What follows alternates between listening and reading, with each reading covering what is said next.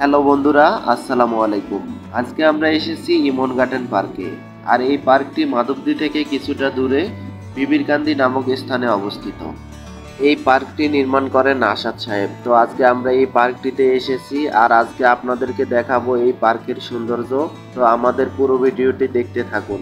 আমরা এখন দাঁড়িয়ে রয়েছি নরসিংদী জেলার মাধবদী বাস স্ট্যান্ডে। আর আজকে আমাদেরকে এই পথ ধরেই যেতে হবে মাধবদী গরুহাটি মোড়ে।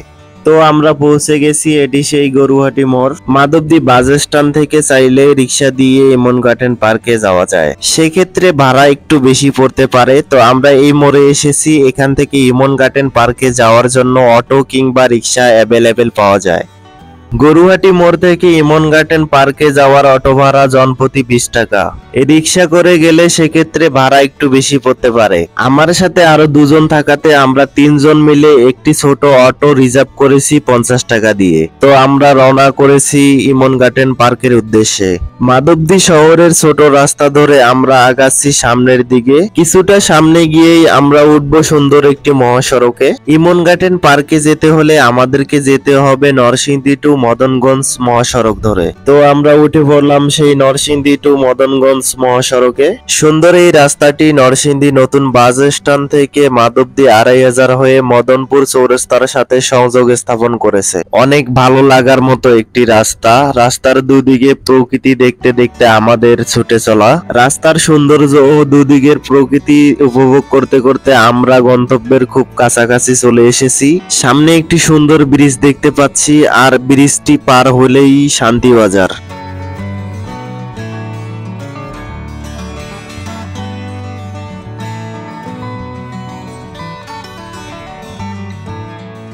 তো আমরা চলে এসেছি শান্তির বাজারে। আর এখান থেকে ওই যে দেখা যাচ্ছে ডানে ছোট্ট রাস্তাটি ধরে আমাদেরকে যেতে হবে এই পথ ধরে। এই ছোট্ট রাস্তাটি ধরে সামনের দিকে কিছুটা আগালেই দেখা মিলবে সেই ইমন গার্ডেন পার্কের।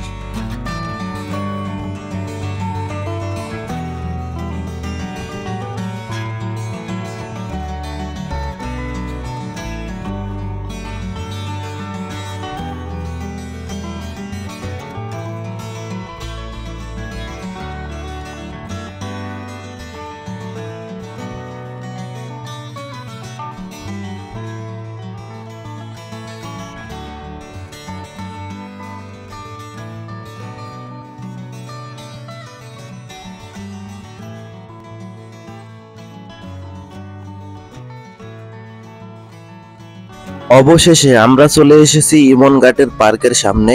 এটি হচ্ছে সেই ইমন গার্ডেন পার্ক। এই যে দেখা যাচ্ছে এটি প্রবেশ পথ, ইমন গার্ডেন পার্কের গেট। এই পার্কটি সকাল 9টা থেকে সন্ধ্যা 7টা পর্যন্ত খোলা থাকে।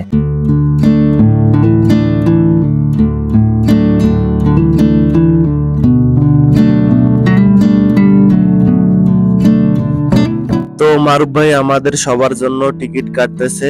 এই পার্কের প্রবেশ মূল্য আগে 30 টাকা ছিল, তবে বর্তমান সময়ে এই পার্কের মূল্য 50 টাকা নির্ধারণ করা হয়েছে। টিকিট কেটেই আমরা প্রবেশ করলাম পার্কের ভিতরে।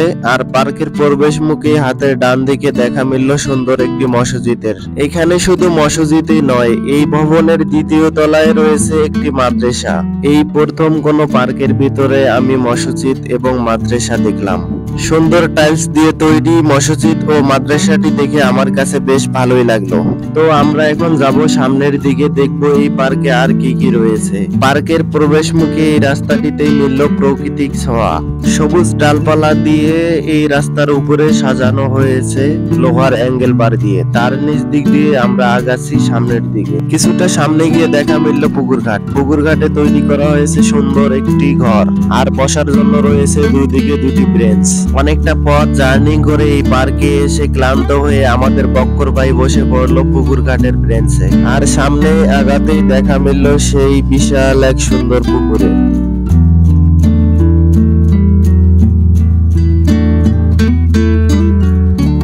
তো আমরা এখন যাব পুকুরের সাইডে পশ্চিম পাশের দিকটাতে।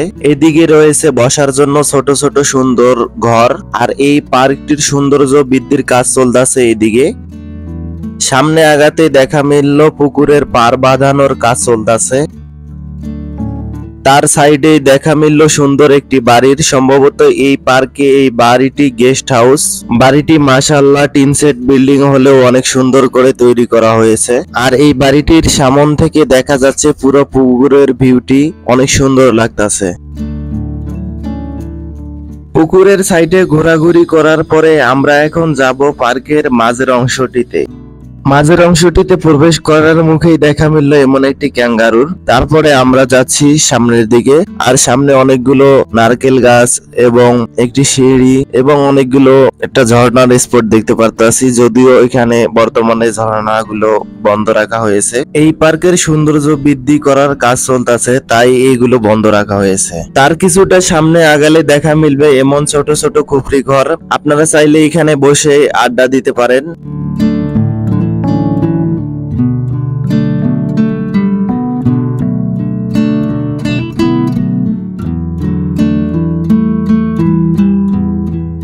পার্কের এই অংশটিতে রয়েছে বাচ্চাদের জন্য খেলাধুলার আয়োজন। এখানে রাখা হয়েছে বাচ্চাদের খেলার জন্য দোলনা সহ বিভিন্ন ধরনের রাইড। তবে একটা জিনিস ভালো লাগলো, মাদ্রাসার ছাত্রছাত্রীরা এখানে ফ্রিতে খেলাধুলা করতে পারে ও রাইডগুলো উপভোগ করতে পারে। তো আমরা সামনের দিকে যাব আর দেখবো আর কি কি রয়েছে এই পার্কটির ভিতরে। তবে এই পার্কটিতে বসার জন্য ছোট বড় অনেক সুন্দর সুন্দর অনেকগুলো ঘর রয়েছে। পার্কের এদিকটায় রয়েছে বড় একটি বাংলো আর দুইতলা একটি ভবন দেখা যাচ্ছে। সম্ভবত এই পার্কের এটি রেস্টুরেন্ট, যদিও বর্তমান সময়ে এটি বন্ধ রাখা হয়েছে। এদিকটায় রয়েছে বিশাল বড় একটি ঈগল পাখি।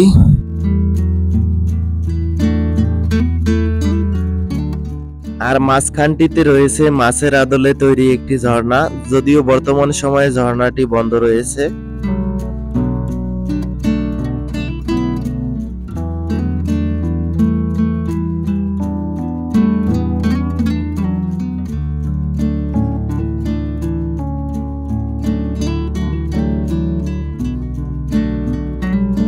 এই পার্কের এটি হচ্ছে বাচ্চাদের জন্য খেলার জায়গা। এখানে রয়েছে দোলনা এবং ঢোল।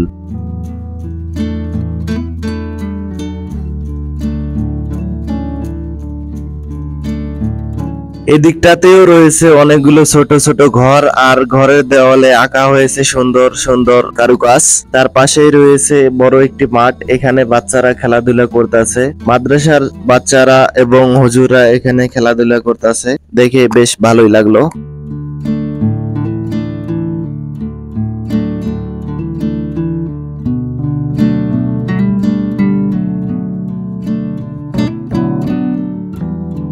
মাঠে কিছুক্ষণ খেলা দেখার পরে আমরা যাই পুকুর ঘাটে। বিকালের ছায়া মাখা মেঘ এবং কোমল বাতাস এবং এই পার্কের সৌন্দর্য আমাদেরকে মুগ্ধ করে।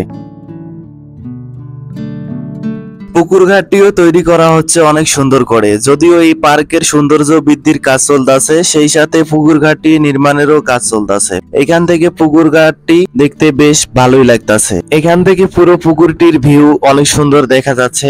আর আমরা এই ভিডিওটি এখানেই শেষ করব। তার আগে একটি কথা না বললে নয়, ভিডিওটি ভালো লাগলে সবাই লাইক কমেন্ট শেয়ার করবেন এবং সেই সাথে আমাদের চ্যানেলটি সাবস্ক্রাইব করবেন। দেখা হবে অন্য কোনো ভিডিওতে, ততক্ষণ সবাই ভালো থাকবেন। আল্লাহ হাফেজ।